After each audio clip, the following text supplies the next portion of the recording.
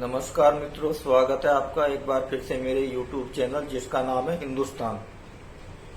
तो मित्रों, मेरे इस वीडियो संदेश का आज का विषय है कि मेरे लिए देश पहले है कि धर्म पहले है। हालांकि मेरे लिए देश और धर्म दोनों ही महत्वपूर्ण है, लेकिन सबसे बड़ा सवाल आज के टाइम में ये समय में ये उठता है कि मेरे लिए देश पहले है कि धर्म पहले है। तो जब भी इस तरह की चर्चा होती है तो अक्सर लोग बिना कुछ सोचे समझे ये बोल उठते हैं कि देश सबसे पहले है। धर्म से क्या होता है? धर्म क्या खाने के लिए देता है? जैसे कि हमको अक्सर लिबरल, लॉम्बी या वामपंथी रटवाते रहते हैं, अभी धर्म के बारे में जान के क्या करोगे, धर्म तो एक अफीम की तरह है। तो हमको क्या है कि देशभक्ति की बात रटवाई जाती है। तो मैं मित्रों आपको जानकारी के लिए बता दूं कि देशभक्ति एक मिथ्या है। देशभक्ति हमको भ्रमित करने के लिए है। हालांकि मैं किसी भी तरह से देश का या भारत का विरोध नहीं कर रहा हूं, लेकिन आपकी मैं आंखें खोलने की कोशिश कर रहा हूं कि जिस नशे में आप डूबे हुए हो उस नशे से मैं आपको बाहर निकालने का मेरा प्रयास रहेगा इस वीडियो के द्वारा। तो मित्रों, मैं आप चाहूंगा कि जिन लोगों ने अभी तक मेरा ये YouTube चैनल सब्सक्राइब ना किया हो तो कृपया करके मेरे इस YouTube चैनल को सब्सक्राइब कर दीजिए और बेल आइकन को प्रेस करना ना भूलिए। तो मित्रों, मैं आता हूं अपने आज के टाइटल पर, जिसका विषय देश पहले कि धर्म, या फिर धर्म पहले धर्म या देश। तो जब इस तरह की विषय होता है तो अक्सर ही लोग देश की बात करते हैं कि भाई देश पहले है, और फिर उसमें भी देश में भी मुद्दे आ जाते हैं कि भाई शिक्षा, बेरोजगार, बिजली, सड़क, पानी। भाई धर्म के बारे में क्या करोगे? धर्म से क्या रोटी मिलती है? या सबसे हमारी पहली जरूरत है रोटी, तो सबसे पहले हम रोटी, शिक्षा, रोजगार की बात करें। धर्म तो ऐसा भी बिना मतलब कीजिए, व्यर्थ की चीज है। तो मित्रों, ऐसा नहीं है। मैं आपकी जानकारी के लिए बता दूं कि धर्म एक बहुत ही बड़ी चीज है। और आपको मैं बता दूं कि भाई धर्म भी जरूरी है और देश भी जरूरी है। लेकिन मैं आपको बता दूं कि आप पाकिस्तान, बांग्लादेश, अफगानिस्तान और अन्य देशों को देखिए कि वहां से जितने भी हिंदू हैं वो सब देश छोड़ छोड़ के भाग रहे हैं और एक शरणार्थी के रूप में भारत में आगे शरण ले रहे हैं। तो वो क्यों भाग के आ रहे हैं? उनको वहां प्रॉब्लम क्या है? कभी आपने उनको समस्या क्या भी कभी आपने सोचने की कोशिश की? उनकी सबसे बड़ी कमी ये है कि वो हिंदू हैं, इसलिए उनको वहां से मारा जा रहा है, उनको भगाया जा रहा है। ये उन लोगों के लिए आंख खोलने वाली बात है जो कहते हैं कि धर्म से क्या होता है, आप मानवता की बात करिए। अरे भाई, उस आदमी के साथ में क्या मानवता की बात करोगे जो मानवता का अर्थ ही ना जानता हो और केवल इसलिए ही आपका सर काट दे कि आप उसके मजहब से संबंध नहीं रखते। तो जो केवल इसी बात से पे आपका सर काट दे कि आप उसके मजहब से संबंध नहीं रखते, तो भाई वो क्या जाने मानवता? मानवता से तो उसका दूर दूर तक कोई लेना ही नहीं है। तो आप देखिए कि पाकिस्तान, अफगानिस्तान, बांग्लादेश से बड़ी संख्या में हिंदू भाई जो हैं वो अपनी संपत्ति, घर, मकान को छोड़ छोड़ के भारत में शरण ले रहे हैं। तो अगर धर्म का कोई महत्व ही नहीं है तो वो भी आराम से चुपचाप भाई वहां पे 786 वाले बन के आराम से गुजर बसर करके अच्छा जीवन व्यतीत कर सकते हैं।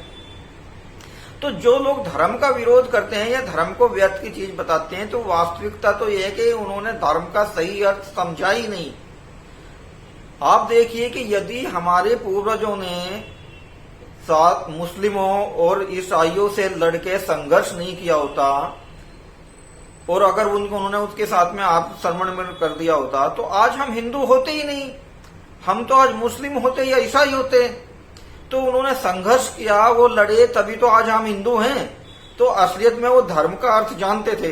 लेकिन आज आप देखिए कि आज की युवा पीढ़ी को देखिए, वो धर्म को एक नशे की तरह सोचती है धर्म से क्या होता है, ये सब बिना मतलब की चीजें हैं। अरे आप देशभक्ति की बात करो, बिजली, शिक्षा, सड़क, पानी की बात करो। तो मेरा आपको देशभक्ति वालों को ये समझाना है। सबसे बड़ा सवाल मेरा ये है कि जो मेरा आज का विषय है कि भाई यदि इस देश में हम सुरक्षित नहीं रहेंगे और हम यदि हमारे परिवार को मार दिया जाएगा, भगा दिया जाएगा, उदाहरण के लिए यदि किसी व्यक्ति के परिवार के सदस्यों को मार दिया जाए, काट दिया जाए और उसको अपनी जान बचा के इंग्लैंड या किसी दूसरे देश में शरण लेनी पड़े अपना जीवन यापन करने के लिए, तो वो क्या करेगा? वो क्या देशभक्ति का आचार डालेगा? उसको क्या करना है देश से भाई? उदाहरण के लिए एक व्यक्ति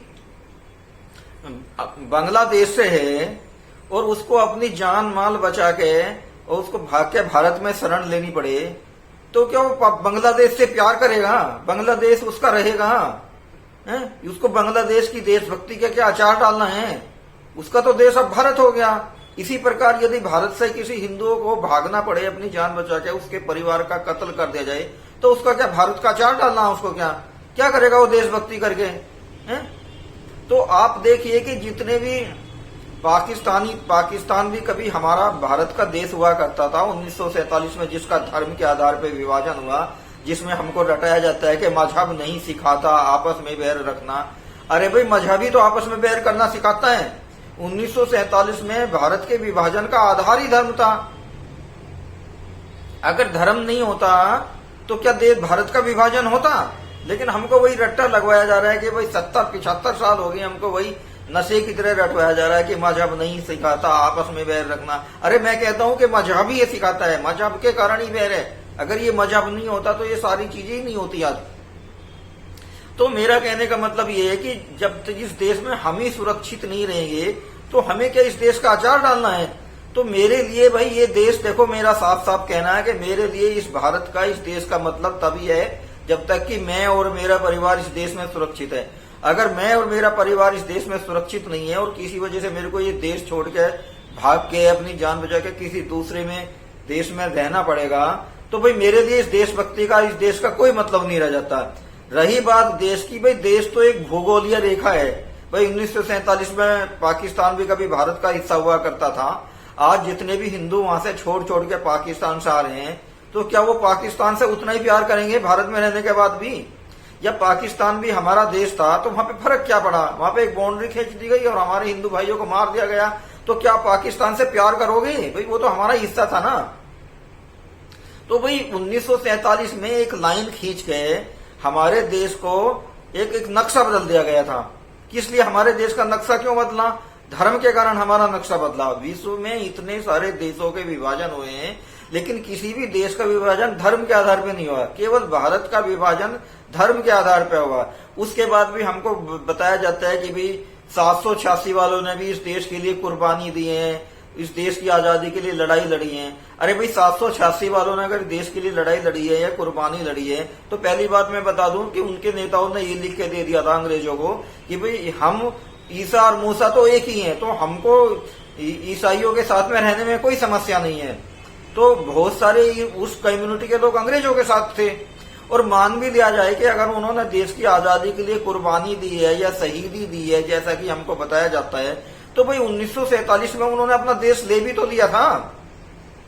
भाई यदि दो भाइयों को एक बाप बराबर हिस्सा उनका बांट दिया दे, तो भाई क्या एक भाई की संपत्ति में दूसरे भाई का हिस्सा बचता है? नहीं बचता। तो लेकिन एक साजिश के तहत इन 786 वालों को उस समय के प्रधानमंत्री, जो कि धुर हिंदू विरोधी था, इनको यहाँ पे रोक लिया। और आज देखिए फिर हम 1947 की स्टेज में आके खड़े हो गए हैं। आज फिर वही देखिए, कश्मीर देखिए, बंगाल देखिए, केरल देखिए, जहां भी हिंदू अल्पसंख्यक या कमजोर पड़ रहा है, वहीं ये हिंदुओं को सफाचट करने का काम कर रहे हैं। तो मैं समझता हूं कि मेरे इस वीडियो संदेश के द्वारा आपको समझ में आ गया होगा कि धर्म का क्या महत्व है। मैं आपको एक बार फिर बता दूं कि धर्म मेरे लिए पहले है, देश मेरे लिए बाद में है। और हालांकि दोनों ही चीजें मेरे लिए महत्वपूर्ण है, मेरे लिए देश भी महत्वपूर्ण है, मेरे लिए धर्म भी है।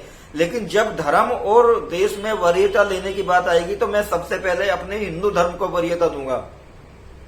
अब इसके द्वारा जिसको समझ में आ गया होगा, जिसको नहीं समझ में आएगा वो मेरी बात को बुरा समझेगा। लेकिन मैंने एक कड़वा या कटु सच बोलने की कोशिश की है कि भाई यदि इस देश में ये धर्मनिरपेक्ष या इस देश में तब तक ही हो जब तक आपके यहाँ समर्थन की सरकार है, आप या बहुसंख्यक हो। जिस दिन आप इस देश में अल्पसंख्यक हो जाओगे उसी दिन ये धर्मनिरपेक्षता या संविधान जिसकी आप दुआई देते हो ये सब आपको हवा में उड़ जाएगा। तो मित्रों, मेरे इस वीडियो से आपको समझ में आ गया होगा कि देशभक्ति जरूरी है या सबसे पहले धर्म जरूरी है, या देशभक्ति या धर्म में क्या जरूरी है। देशभक्ति की तो बात यह है कि हम लोग देशभक्ति करते करते हमारी इस देश में भी ये हालत हो गई है कि हमें दूसरे दर्जे का नागरिक समझा जाता है, और जो लोग अपने धर्म के आधार पर चल रहे हैं उन्होंने 58 देश बना लिए हैं। अभी लेटेस्ट उन्होंने गाम्बिया, एक अफ्रीका में एक देश पड़ता है बाउंड्री पे, एक नया 58वां देश बना लिया है। और हमारी हालत क्या है कि देशभक्ति करते करते हमारी हालत ये होगी कि कोई हमें नहीं पूछता। उदाहरण के लिए बंगाल में देखिए, वहां 30% 786 वालों की से वो वोट की एकता की अपील कर रही है और 70% को वो घास नहीं डाल रही है। तो समझिए, जो महिला आज वोट डालने के लिए 30% से अपील कर रही है तो वो सत्ता में आने पे काम भी उन्हीं का ही करेगी। तो सोचिए उस 70% के साथ में क्या सलूक करने वाली है।